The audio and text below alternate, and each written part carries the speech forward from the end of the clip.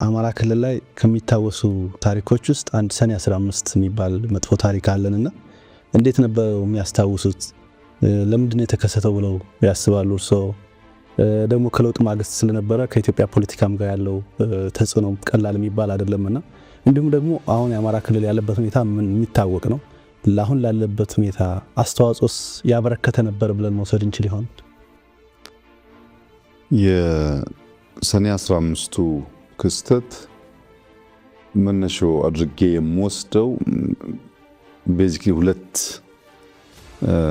ከሁለት ጉዳዮች የሚመነጭ ይመስለኛል። አንደኛው ስሁት ግምገማ ነው። አንድ ነገር ለማሳካት የምትሰራው ግምገማ በበቂ ዳታ ላይ በበቂ ኢንፎርሜሽን ላይ ያልተመሰረተ ከሆነ ጉጉት ይቀድምና መሻት ይፈጥንና ወደዚያ ለማድረስ የሚገባህን መንገድ በትክክል ዲዛይን ሳታደርግ ጥፋት ታመጣለህና ስሁት ግምገማ አንዱ ችግር ይመስለኛል። ይሄ እዛ ላይ በቃ ሳይሆን ከዛ በኋላም በተደጋጋሚ የምናየው ችግር ነው። ሁለተኛው ችግር በሁለት እግር ማነከስ ነው። ለውጥ ተቀብለህ ኃላፊነት ተቀብለህ የህዝብ አደራ ተቀብለህ በሌላ መንገድ ደግሞ ያልተቀደሰ ጋብቻ የመደበኛ ኃይሎች ጋር አድርገህ እዚህም እዚያም ለመሆን የሚፈለግ ሁኔታ በአንዳንድ ሰዎች ይታይ ስለነበረ ያም የፈጠረው ይመስለኛል። ግምገማውም ችግር አለ፣ እንደገና ደግሞ በሁለት እግር ማነከሱም አለ። እዚህ ተቀምጦ እዚያ ሆኖ ደግሞ እዚህ የመሻቱ ፍላጎት የተቀላቀሉ ነገሮች አሉ። በአንድ መንግስት ወይም በአንድ ፓርቲ እቅድ የሚመራ ስብስብ ሳይሆን እቅዱን ከተለያየ ሶርስ የሚወስድ ኃይል ያለበት ግን በጋራ የሚነጋገር የሚሰበሰብ የሚወያይ በዛ ሂደት ውስጥ ደግሞ ጥፋት ሊያመጣ የሚችል ክስተት ሆኗል። እንግዲህ ቅድም ላነሳልን እንደሞከርኩት የኢትዮጵያ ህዝቦች የመዋሃድ ታሪክ ቢኖራቸውም አብሮ የመዝመት ታሪክ ቢኖራቸውም በዘመናት መካከል ስልጣን ሲመጣ በኃይል አልጋ ሳይጸና የመገዳደር ፍላጎት የባህላችን አንዱ አካል ነው። በልጅ ኢያሱ ዘመን መለስ ብለህ ታሪክ ብታገላብጥ ይሄን ነገር በቀላሉ ማየት ትችላለህ። በጃንሆይ ጊዜ የታህሳስ ግርግር የምንለውን በኋላ 56 ላይ ያጋጠመውን ብንወስድ የዚሁ ተቀጽላ ነው። በደርግ ዘመን 1981 ያየነው መሰል ባህሪ ነው። በኢህአደግ ዘመን መጠኑ ዝቅ ያለ ቢሆንም በ2001 አካባቢ መጠነኛ ፍላጎቶች ተንጸባርቀዋል። በእኛም ጊዜ በሰኔ 2010 16 ላይ ከለውጡ 2 ወር 3 ወር በኋላ መሰል ሙከራዎች በመስቀል አደባባይ ተካሂደዋል። በኢትዮጵያ ታሪክ ውስጥ ሁልጊዜም በኃይል ፍላጎትን ማሳካት፣ በኃይል ስልጣን ለመያዝ መሞከር፣ ሰው በመግደል ስልጣን ለመውረስ መሞከር ነበር ማለት ነው። የሰኔ 15ቱን ከነዚህ ከላይ ከዘረዘርኳቸው ክስተቶች ለየት የሚያደርገው በክልል ደረጃ በከተማ ደረጃ ዝቅ ብሎ ለመፈጸም የተሞከረ ሙከራ ነው። በክልል ደረጃ እንደዚህ ያለውን ጉዳይ ፈጽመህ ምን ታሳካለህ የሚለው ጉዳይ ቅድም ያልኩት የስሁት ግምገማ ውጤት አካል ይመስለኛል። እንዴት ታስታውሰዋለህ? እንዴት ይታወሳል ላልከው የታሪካችን የጠባሳችን አካል አድርጌ ነው የማስታውሰው። በሶስት መንገድ ጠባሳ ጥሎብን አልፏል። አንደኛው ባጣናቸው ግለሰቦች የለውጥ ኃይል የቼንጅ ኤጀንትስ የሚባሉ በለውጥ ውስጥ ከፍተኛ ሚና ያላቸውን ሰዎች ያሳጣ ክስተት ነው። ለምሳሌ ዶክተር አምባቸውን ብትወስድ 2003 ጀምሮ ንግግር እናደርግ ነበር ካልኩ ሰዎች አንዱ ነው። አምባቸው በዚያ ጊዜ በነበረን ውይይት ከፍተኛ ጉጉት ነበረው ለለውጥ። ግን እምነቶቻችንን ምንድነው ያሉን፣ እንዴት እናሳካቸዋለን፣ መቼ እናሳካቸዋለን የሚለውን ነገር ለመወያየት ከ2003 በኋላ አማራ ክልል እያለ ተደጋጋሚ ሲመጣ እንገናኝ ነበር። በኋላ ሁለታችንም የካቢኔ አባላት ሆነን በደንብ እየተገናኘን እንወያይ ነበር። ዝም ብሎ ኦቨርናይት የተፈጠረ ነገር አይደለም። ብዙ ምክክሮች፣ ውይይቶች የተለያዩ ሰዎች በውስጥ እያቀፉ መሄዶች ነበሩበት። ጀነራል ሰዓረን ብትወስድ ሰዓረ አጋጣሚ ሆኖ ቀደም ብሎ ሃይ ስኩል ቦርዲንግ ስኩል በጋራ የተማርነው አንድ ትምህርት ቤት ነበር። ትምህርት ቤቱ ደግሞ ቦርዲንግ ስለነበረ ቀንም ማታም የመገናኘት እድል ነበረን። ረዘም ያለ ጊዜ ትውውቃለን።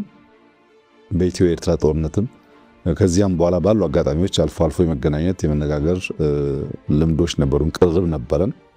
ለውጡ ሊመጣ ጥቂት ጊዜ ሲቀረው የለውጡ ዋዜማ ገደማም በተደጋጋሚ እንገናኝ ነበር።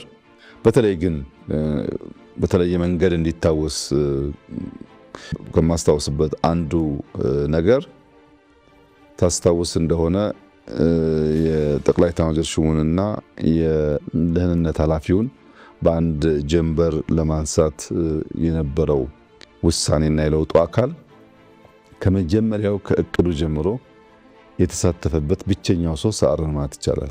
ብዙ ሰው ጉዳዩን አያውቀውም። ሰዓረ በእቅዱም በሂደቱም ተሳትፎ ነበረው። በዚያ ደረጃ ለቼንጅ ኤጀንት የሚታመን ሰው ነበር ማለት ነው። ሌሎቹንም ብታነሳቸው ምግባሩ በዛ ደረጃ ይታያሉ። በቅርበት ከኔ ጋር የሰሩት እነዚህ ቢሆኑም በዚያ ጊዜ ያጣናቸው ሰዎች ለለውጥ ኤጀንት ሆኖ ማገልገል የሚችሉ ቢቆዩ ብዙ የሚያበረክቱ ሰዎች ናቸው። አንዱ ጠባሳ ይሄ ነው።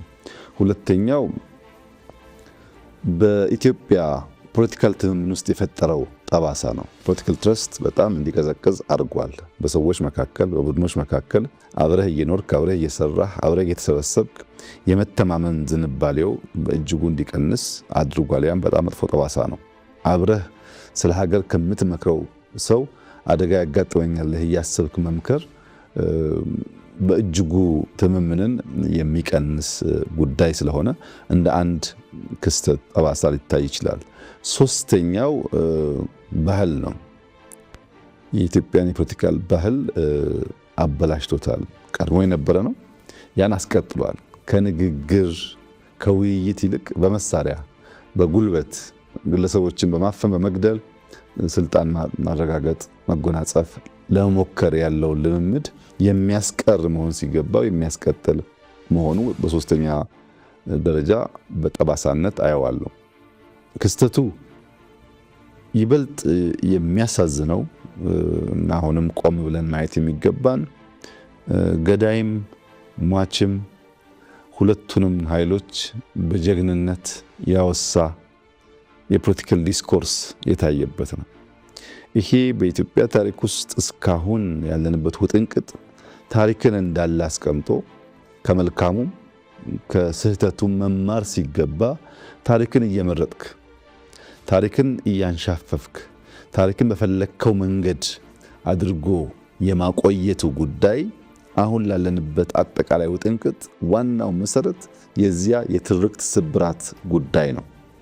አሁን እዚህ እንደዋዛ በብሔርተኝነት ስሜት በአውራጃዊነት ስሜት ታሪኩን አንሻፈን ብንጽፍ ብንናገር ነገ ልጆቻችን ዋጋ ሊከፍሉበት የሚችሉ ጉዳይ እንደሆነ ማሰብ አለመቻል ደግሞ ያሳዝነኛል። ይሄ ጉዳይ እንዳለ ታሪኩን አስቀምጠህ ከተቀመጠው ታሪክ ተነስተህ በሚኖር ትንተና የፈለከውን ነገር ወደ ቀኝ ወደ ግራ ወስደህ መማር ትችላለህ።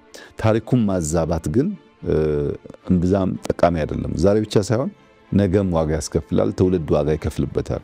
እኛ በህይወት እያለን የምናውቀውን ጉዳይ በተንሸዋረረ ታሪክ አረዳድ ተረድተን የምናስቀምጥ ከሆነ እኛ በማንኖርበት ሰዓት የሚኖረው ትውልድ ደግሞ እንዴት አድርጎ እንደሚወስደው አሁን ባለው የኢትዮጵያ ታሪክ መመልከት ትችላለህ። አሁን ያለው የኢትዮጵያ ታሪክ የዚህ የተንሸዋረረ የፖለቲካል ኢንትሪግ ውጤት ነው። አብዛኛው ታሪክን እንዳለ በትክክለኛው መንገድ ማስቀመጥ ሳይሆን አዛብተን በማስቀመጣችን ምክንያት የሚፈጠር ችግር ነው። ከዚያም ሻገር ሲል የፖለቲካ ሴራ ተንታኞች መጠቀሚያም ሆነዋል። ታስታውስ ከሆነ እለቱ ቅዳሜ ነበር፣ ዊኬንድ ነበር።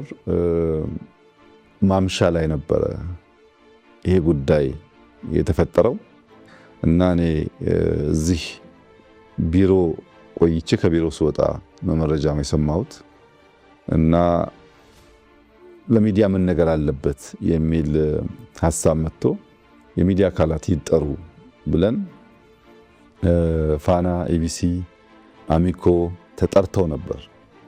የሰጠሁበትን ቦታ እስከዛሬ አስታውሰዋለሁ እኔ። ነገር ግን ፋናና ኢቢሲ ምናልባትም ዊኬንድ ስለሆነ ምሽትም ስለነበረ ስንጠራቸው በዚያ ፍጥነት አልመጡልም። አሚኮ ግን ጎረቤት ነው፣ እዚያ 4 ኪሎ ነው መስሪያ ቤቱ። መኪናም ላይ ያስፈልገው ይችላል። እዚሁ ስለሆነ ልክ ጥሪው ሲደረግ ወዲያው አሚኮ መጣ። አሚኮ መጥቶ የተወሰነ ደቂቃ ጠበቅን እነዚያ ቢደርሱ ብለን ዘገዩብን እና መጨረሻ የመጣው ሐሳብ ምንም እኮ ችግር የለውም አሚኮ ወስዶ ለሁሉም ሊያከፋፍል ስለሚችል ለአሚኮ ይሰጥ ተብሎ ምሽት ላይ ነው እኔ ቤት ነው ለአሚኮ ሰጠሁኝ። በኋላ ግን ባህር ዳር ላይ ሆኖ መግለጫ ሰጠ ወደሚል የሴራ ትንታኔ ተቀይሯል። እንደዚህ ያለው ከእውነት የተፋታ ለዛሬም ለነገም የማይበጅ ውስጥህ እያወቀ የሚሸነገር የሚዋሽ ነገር ጥፋት ብቻ ነው የሚያመጣውና ያ ክስተት ከመነሾ የሚሳካ ነው። ከመነሾ አንድ ግብ የሚያሟላ ነው ባትልም እንደ ጥቁር ጠባሳ የሚወሰድ መጥፎ ክስተት ነው ብዬ ነው የማየው።